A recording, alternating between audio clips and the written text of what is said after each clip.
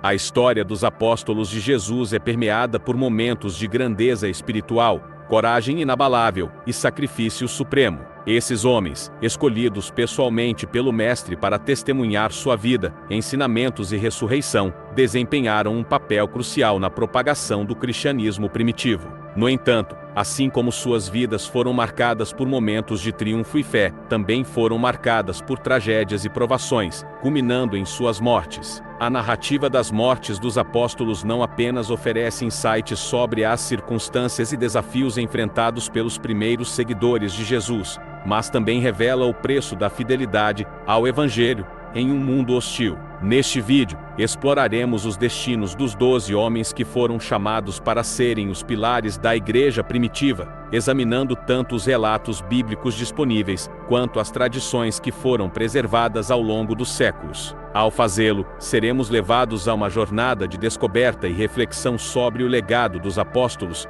e o significado de sua vida e morte para a fé cristã. Seus nomes são conhecidos em todo o mundo, mas os sofrimentos que sofreram foram enterrados pela história e dificilmente são mencionados nos evangelhos. Muitas vezes nos perguntamos o que aconteceu com os apóstolos de Jesus depois que ele completou sua missão na Terra? Primeiro, vamos definir o que é apóstolo. A palavra apóstolo tem sua origem no grego antigo, onde apóstolos significa enviado ou mensageiro. Na tradição cristã, o termo é usado para se referir aos 12 discípulos mais próximos de Jesus Cristo, que foram pessoalmente escolhidos por ele para testemunhar seus ensinamentos, realizar milagres e espalhar o Evangelho pelo mundo. Os apóstolos foram comissionados por Jesus para liderar a igreja nascente após sua morte e ressurreição, sendo considerados os pilares fundamentais da fé cristã. Resumindo então, o significado da palavra apóstolo na tradição cristã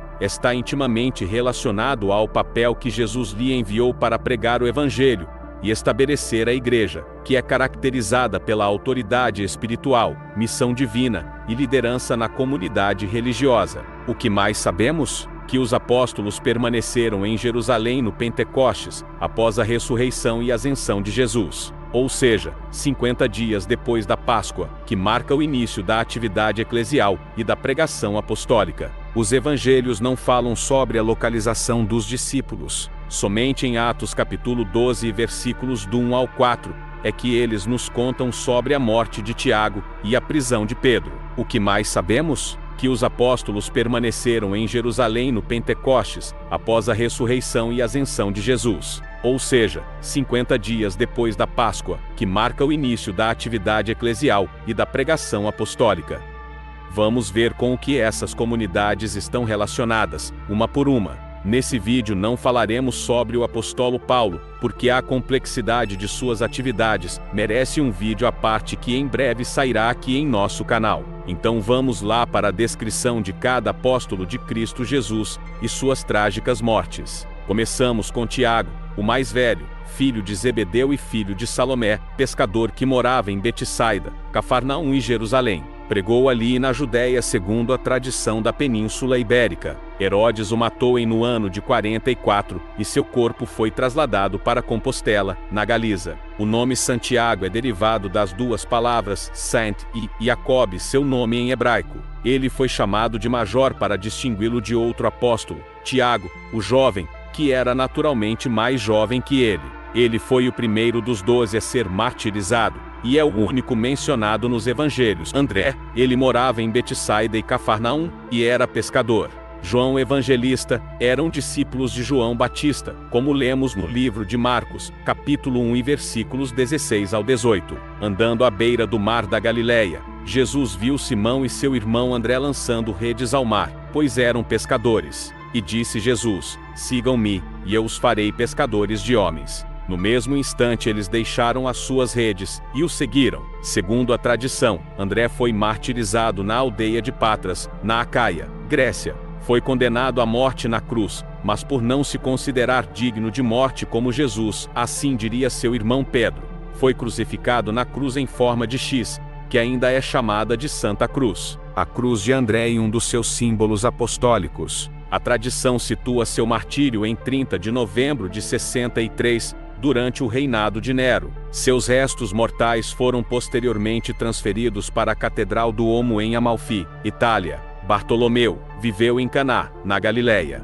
A tradição diz que ele foi missionário na Armênia e também na Frígia e Hierápolis com Filipe. O nome de Bartolomeu aparece em todas as listas dos discípulos, e podemos vê-lo em Mateus, capítulo 10, versículo 3, e nas outras passagens. Seu primeiro nome foi provavelmente Natanael, a quem Jesus chamou de um verdadeiro israelita, em quem não há engano. Seu martírio é atribuído a Astiages, rei da Armênia. Ele foi esfolado vivo com facas. Seu túmulo está localizado na Basílica de São Bartolomeu, na Ilha Tiberiana, em Roma. Agora falaremos de Tiago, o mais novo, filho de Alfeu. A tradição sempre o identificou com o irmão do Senhor.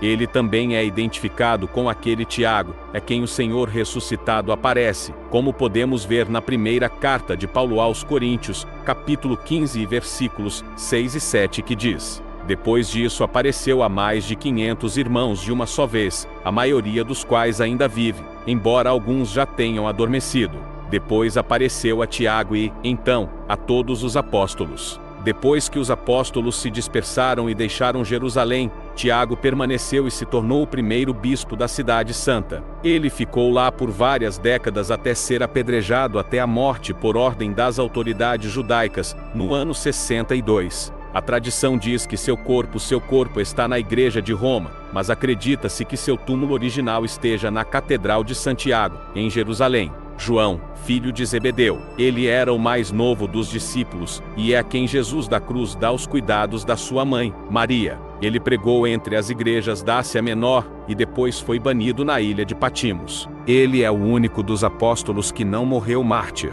A tradição diz que ele morreu em Éfeso, e, no lugar de seu túmulo, uma capela foi construída. No século V, foi substituído por uma grande basílica. Mais tarde, tornou-se uma mesquita, com a invasão turca que foi destruída por Tamerlão em 1402. A tradição conta que em 1920, os arqueólogos escavaram os restos da basílica e encontraram o túmulo de João, mas estava vazio. Judas Tadeu, filho de Alfeu. Pouco se sabe sobre ele. A tradição diz que ele pregou na Síria e na Pérsia, e morreu como mártir na Pérsia. Em Marcos capítulo 13, versículo 18, ele é chamado de Tadeu. Em Atos, capítulo 1 e versículo 13, ele é chamado Judas, irmão de Tiago. De acordo com a tradição oriental, Judas Tadeu teria morrido na região do atual Líbano, enquanto para a tradição ocidental, como aparece no martirológico romano desde o século VIII, ele evangelizou a Mesopotâmia, e depois se reuniu com Simão, o cananeu, e pregou por vários anos na Pérsia,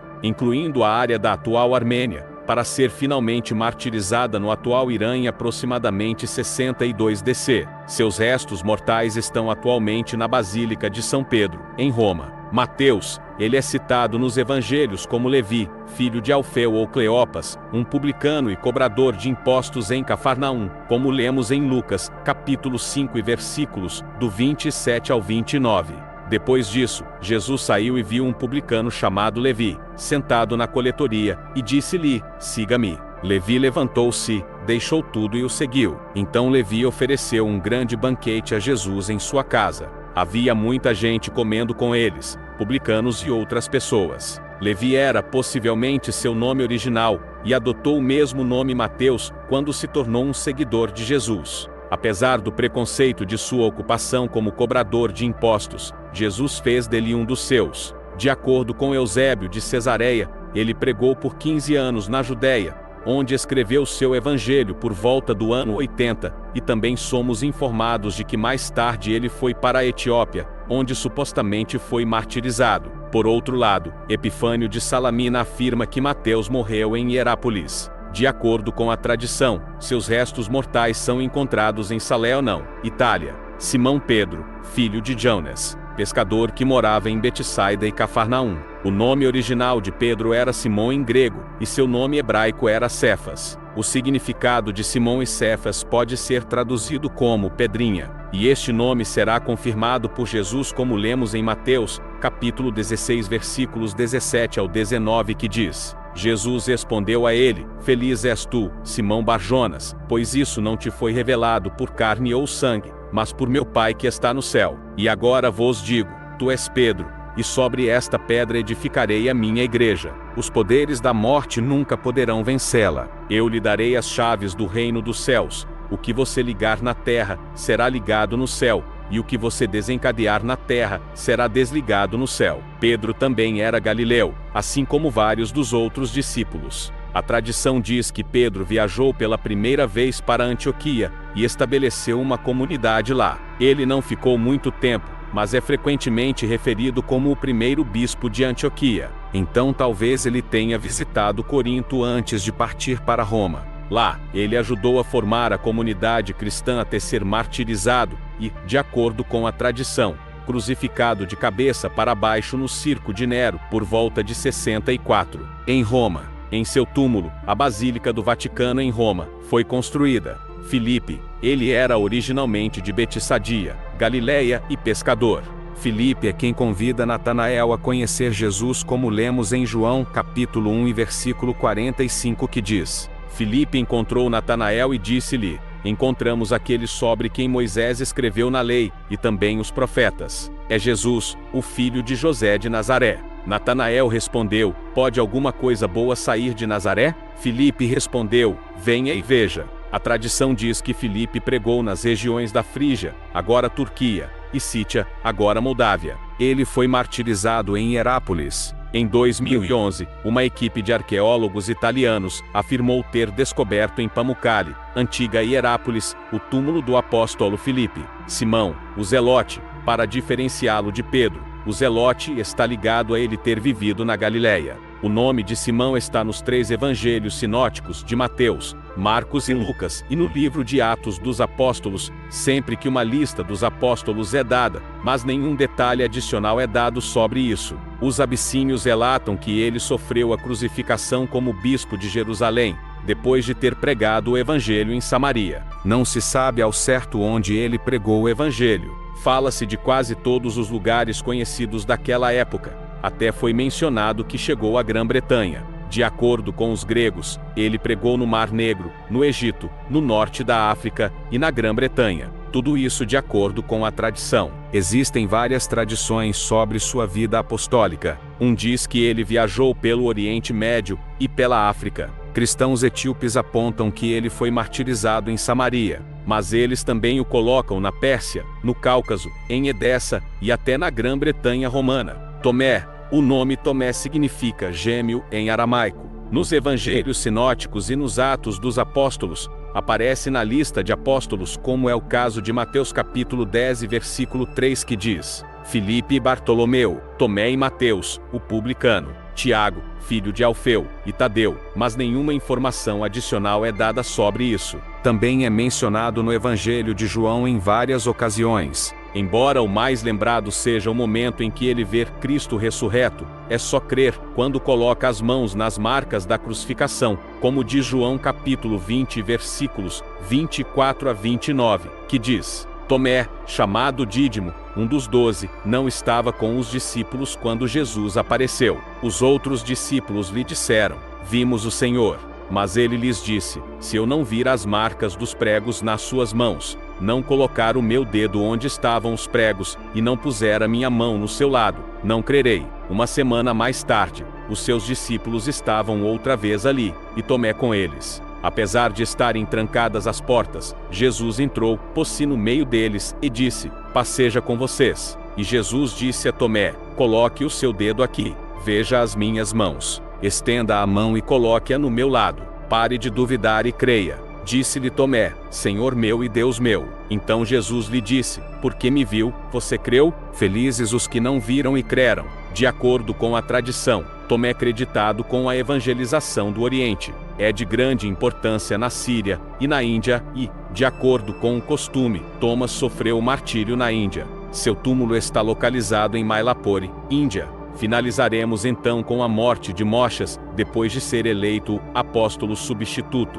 Uma tradição afirma que Moshas fundou uma igreja na Capadócia e serviu aos cristãos nas margens do Mar Cáspio. Acredita-se que o mártir morreu decapitado com um machado na Cólquida, nas mãos de muitos pagãos da região. No fim de todas as jornadas, quando os ciclos da vida se completam, resta-nos contemplar não apenas o adeus, mas a transcendência que a morte concede àqueles que deixam este mundo. Nas páginas deste relato, testemunhamos a partida dos 12 apóstolos, homens que abraçaram a fé em Cristo Jesus com fervor inabalável, e dedicaram suas vidas à disseminação do seu amor e mensagem. Por entre os espinhos do martírio e os grilhões da perseguição, eles ergueram a bandeira da esperança, guiados pela convicção de que o verdadeiro poder reside na perseverança diante das adversidades. Suas vidas foram testemunhas vivas da força transformadora da fé, que os sustentou nos momentos mais sombrios, e os impeliu a enfrentar os desafios com coragem e dignidade.